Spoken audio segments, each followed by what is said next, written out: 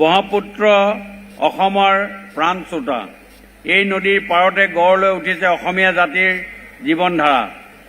আজি আমি ব্ৰহ্মপুত্ৰৰ বিকাশ, ঐতিহ্য আৰু বিশ্বাসৰ দ্বাৰা অসম তথা উত্তৰ পূব ভাৰতৰ এক নতুন উচ্চস্তৰলৈ লৈ যোৱাৰ পথ আগবাঢ়িছোঁ।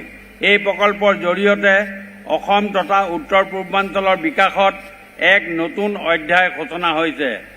আজি যি তিনিটা গুৰুত্বপূৰ্ণ প্ৰকল্পৰ শুভাৰম্ভ হৈছে সেইকেইটা হ'ল বগীবিল আৰু ধুবুৰী তিস্তাপিত কনষ্ট্ৰাক্ট ইমিগ্ৰেশ্যন কমপ্লেক্স আৰু ডিব্ৰুগড় ঐতিহাসিক ভৱনৰ পুনৰ নিৰ্মাণ আৰু সংৰক্ষণৰ কাম।